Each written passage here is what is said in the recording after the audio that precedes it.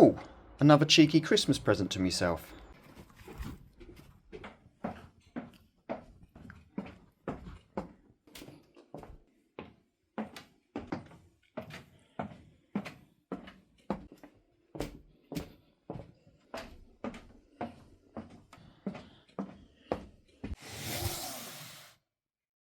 Let me move this out your way. Yes, we are back. We're back again for another unboxing. This time it is just one loco. Before I go into it though, I just want to say the biscuits that you saw at the beginning of this this little film, obviously I'm not being paid to eat them, just to clarify. I'm not being force fed them or anything like that. I brought them off my own back just to clear anything up, okay? Right, to this. So this model I brought from Great Eastern Model Railway. So a massive thank you to Anne and Helen. Incredible people, incredible hosts as well. They know what my spending habits are. So so a massive thank you to them for relieving me of my money. But before I show you, I just want to say a massive thank you to everyone who's liked, subscribed, and obviously viewed the videos. And obviously, I just want to say we're over 1,000 subscribers. So it's incredible. So thank you so much to everybody. And obviously, if you've left a comment, I'll get back to you very soon. And secondly, it wouldn't be the same without a good cup of tea. So cheers. That's pretty hot, that is. Right. Let's have a look. I've obviously, it didn't come in this box, just to clarify.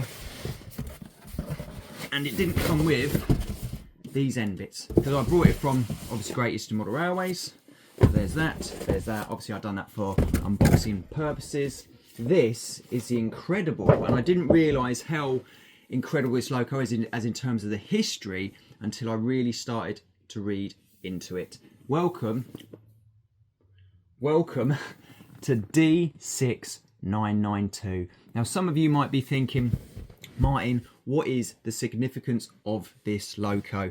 Well, it's not like exceptionally special or anything like that, but it is around to this day, and it still drives, believe it or not, on the network. That is correct. And it's not quite in this disguise. So this is the beautiful BR Blue. Obviously we have the usual standard quality from Accurascale. This is a Locksound V5 as well, and there's a very good reason why it's in this disguise, as in BR Blue, etc. But I will explain that very soon, and it is really interesting, to be fair. Right, so welcome to D6992. But you don't want to see it in my hand, you want to see it on the track and hear the history as well, because it is pretty good. So sit back and relax. Well, what a history this loco has. So let's start right at the beginning. Our very own loco was released from the English Electric Vulcan Foundry on the 5th of the 7th, 1965, and was in the stunning BR Brunswick Green. All 37s, as they were eventually known as, left the Vulcan Foundry in this green.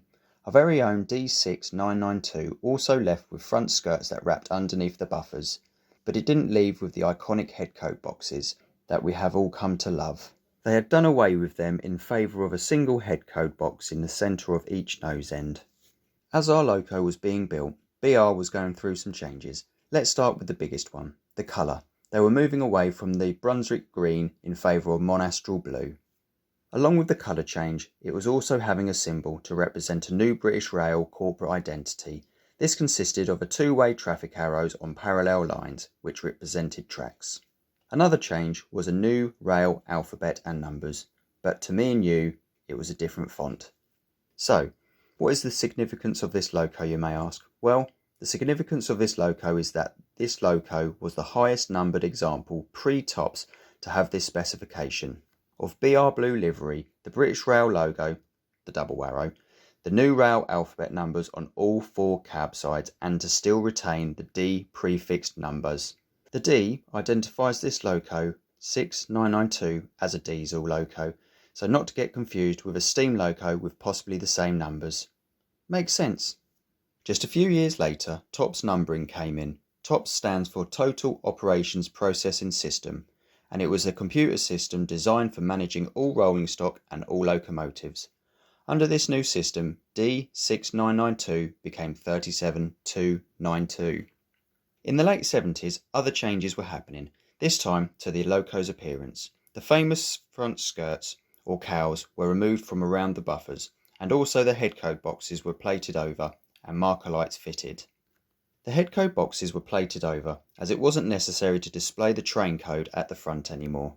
Fast forward to the mid-1980s and over 30 Class 37s were selected for a refurbishment, including the fitment of ETH, electric train heating for passenger work, and these would be known as 374s. Our very own loco became 37425 and it retains this number even to this day. Apparently, but I didn't find too much information on this, but during the 80s, this loco was fitted with an experimental uprated engine, 12CSVT with 2000 horsepower. If you know any information, please leave it in the comments below. Over the years, this loco has not only changed ownership, but also liveries. The first, or third, however you want to look at it, was the two-tone grey with the rail freight construction branding on the sides. It also gained the names of Sir Robert McAlpine and or Concrete Bob, and it was set to work on handling heavy stone trains from the quarries in and around Peak Forest in Derbyshire. This was during the 90s.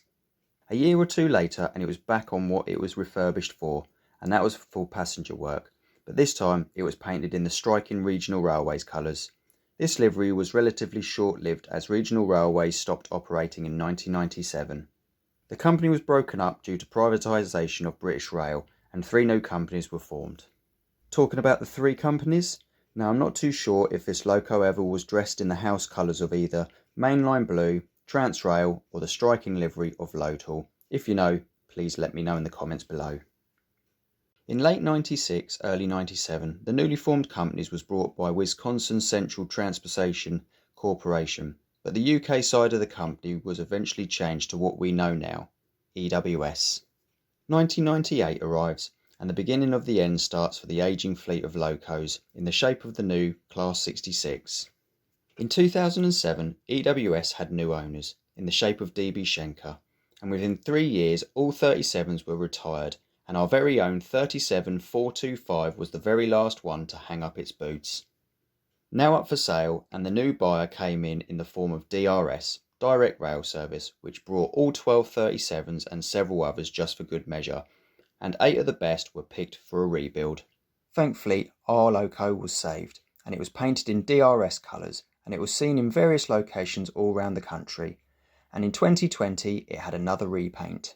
But this time it was back in the striking Regional Railways livery, and is proudly wearing the name plaque Concrete Bob. And this loco has seen been hauling anything from dragging 225 intercity sets out of York Station to container traffic, test train work, railhead treatment train to ballast workings. It's amazing to see that 37425 still turning its wheels and still entertaining the thousands of enthusiasts, young and old alike, that have come and seen it thunder its way through the countryside and stations, despite many of its fellow classmates finding their way to the cutter's torch. So here's to the next 60 years. Now I'm not going to go into too much detail, as I've reviewed the 37422 Victorious from the Batch 2 range as well. But for some of the juicy details, the beautifully decorated cab interiors lavished with everything you'd usually find in the cab of a 37. From the cab isolation switch along with the AWS switch and bell, engine room door, controls for the loco and to the illuminating dials. The outside is the high quality you now get. All vents are beautifully crafted that litter each side of the 37. The data panel is legible, along with the plaque, just about.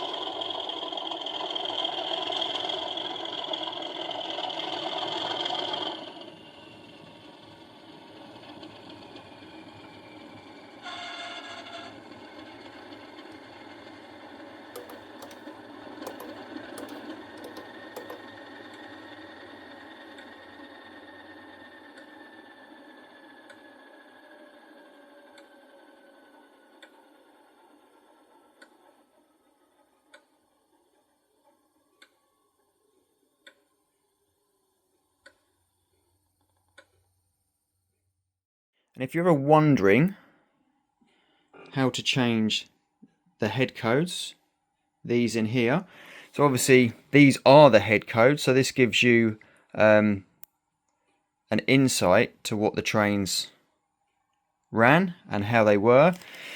Example, so I've got one of them as 6 Charlie 51, so that's an MGR at Cardiff Central, so obviously that's a coal train. And I was going to do another one with oil tanks as well, but to change the ends, let's gently, and it is gently. So obviously you have the clips here. Well, you can't see. There you go. There's the clip. So you have 4 of those clips, and then the ends, you literally, if I can do this without, there we go. See that? There we go. So that is just a little bit of metal, and you can put, so that's one side, so that's Charlie 651, or 6 Charlie 51, sorry, and the other side is 9 Charlie 83. I'm not too sure what 9 Charlie 83 is, but I'm guessing, going on the basis of this, the 9s are various freight trains. So, and the other end as well, so I got one end as just 000, so that could be anything, and the inside is, if I can get the right light, 8 Foxtrot 29. So obviously there's various different freight trains. Again, 8 Foxtrot 29 I can't find on here, but I'm guessing it's going to be another freight train as well. So yeah, so that is how easy it is to do these. I do have a 31. I do have a class 31 from Accurascale, and I'm not too sure it comes out from the front. So the front of the loco obviously has a head code. Obviously this isn't a 31, this is a 37. So yeah, so I'm not too sure how that slots back in. So, but with 37, with this particular 37, it is really, really easy. And obviously this is the inside. Obviously the Accura flash. There's the 21 pin decoder. There's the pogo connectors. So there, and obviously the beautiful interior. Look at all that. Look at all of that. And then obviously you have the wiring. There you go, for the back of the dials as well. So actually I'll do this end. There you go. How incredible does that look? There you go. You've heard the history and you've heard the loco. What do you think? That it's still on the network to this day. I think it is absolutely incredible. For the ones that you probably don't know, believe it or not, so this is the first iteration of this 37 that Accurascale have done. But what you might not know is, I think it was the first batch of Class 37s that Accurascale done, they done the last variant of this. 425, and what it resides in is the regional railways colours, and that is what they done in batch 1. So not only have they done the last variation of Concrete Bob Regional Railways 37425, they've also done almost the first iteration of it, D6992. For some people, you might not care or anything like that, but for me, I just thought that was a nice little story of doing the first and the last train, or the numbering system on it. So obviously you don't want to hear me waffle on or anything like that. You want to see this on a full-length train. So sit back and relax.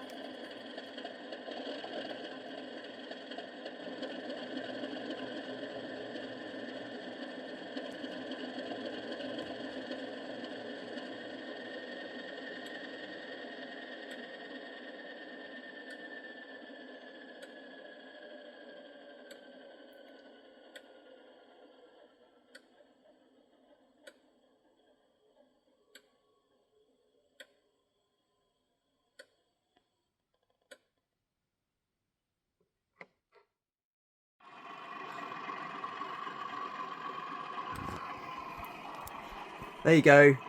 You see it firsthand. It looks absolutely incredible. Like I say, when I first brought it, I didn't realise the significance of the history. I brought it to replace a Bachmann loco. Not because the Bachmann loco wasn't any good. It was obviously quite an old loco. It was 8-pin, so it's DCC ready, but obviously it was on the 8-pin. And that was the Kernow special edition. That was 3710. I want to say 107. I don't think it was. I might be able to put it on the screen if I find it in time. Because it had the front skirts underneath the buffer as well. So, and I just really like the look of it. Absolutely incredible. The 31 that you see going around, that is mine. That is the Accurascale item as well, and that is pulling 12 HAA wagons from Cavalex. And talking about Cavalex, you see this tanker, that one there. There's another one over there as well, and there is 5 of them. There is 5 of them already pre-weathered, or there was 4 pre-weathered, and there's a clean one. They're Cavalex as well. The others are the Mark 1s from Bachmann that I've poorly weathered about 15 years ago. So don't even bother commenting, because they will get done. I did see a video on weathering some tankers with surface rust, and it looked absolutely phenomenal. So I will be doing that in the near future. So yeah, are there any locos left? To be honest with you, I don't know. They sell out so damn quick. They really do. This one, like I say, this come from the amazing people Anne and Helen from Great Eastern Model Railway. So a massive thank you to you girls, and I hope you're keeping well. Yeah, and it's just absolutely brilliant. It really is. Obviously this is batch 2, so this doesn't have an operating fan. I'll get my words out very soon. So yeah, yeah, absolutely stunning. It really is. So I just want to say a massive thank you to obviously my brother for allowing me to run my trains on his network. Absolutely brilliant, so thank you to him. His links are down below, so if you want to go and check out his videos, obviously he has a family and things like that, so he doesn't post as much as I do, but there's some incredible videos that he does put out. So yeah, absolutely brilliant. And a massive thank you to everyone who's liked, subscribed and viewed the videos. And obviously if you've left a comment, I'll get back to you very soon. This second part of you seeing me running this train is just after Christmas time. So yeah, so we're still very much in the festive period. So massive thank you for watching, and until next time, see you later.